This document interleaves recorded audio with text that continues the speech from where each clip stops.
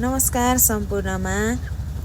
आज मैले एउटा छोटो भिडियो लिएर आएको छु जुन रहेको छ हाम्रो गाउँघरमा भात खुवाई बिहे छिवारहरू यस्तो प्रोग्रामहरू हुँदा चाहिँ सेलरोटी बनाउने अनि सबै कामहरू चाहिँ के कसरी गरिन्छ भनेर भिडियो लिएर आएको छु। यो चाहिँ हामीले सेलरोटी बनाउनको लागि चामलको पिठो बनाउने भनेर चामललाई चाहिँ रेडी गर्दैछौँ।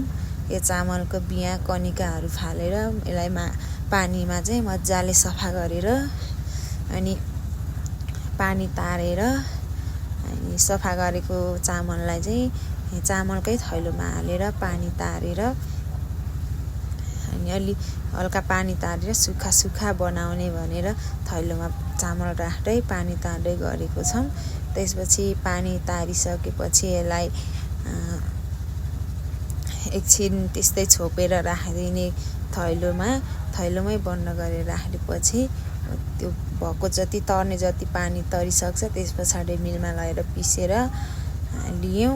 अनि मिलमा लगेर पिसेर लिएपछि फेरि एउटा ठुलो भाँडामा हालेर पिठोलाई मजाले मोल्यौँ। पिठोमा चाहिँ हामीले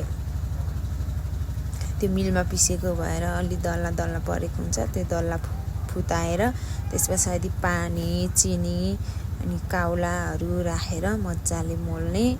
अनि पानी चिनी काउला हालेर मोलेपछि सेलरोटी चाहिँ पिठो रेडी हुन्छ। हामीले चाहिँ यहाँ चिनी हाल्दैछौँ अहिले, पहिले पानी हालिसक्यौँ। अब यो फेरि काउला हो, काउलालाई पानीमा भिजाएर तातो पानीमा भिजाएर मोलेपछि पिठो नि राम्रो बनिन्छ र राम्रोसँग मोलिन्छ भनेर यसरी सबै हालेर मोलेको पिठो चाहिँ अब रोटी बनाउनको लागि रेडी भइसकेको छ। बाँकी चाहिँ अब सेलरोटी बनाउँदै गरेको भिडियो अनि अरू काम गर्दै गरेको भिडियोहरू मैले अर्को भागमा लिएर आउनेछु। आजलाई चाहिँ यति पिठो रेडी बनाउँदासम्मको मात्रै भिडियो राखेको छु। हजुरहरूलाई मेरो भिडियो कस्तो लाग्यो हेरेर सल्लाह सुझाव दिनुहोला।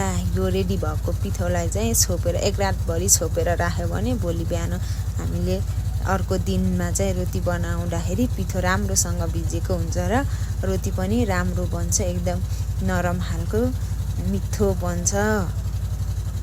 त्यही भएर हामीले चाहिँ पिठोलाई छोपेर राख्यौँ।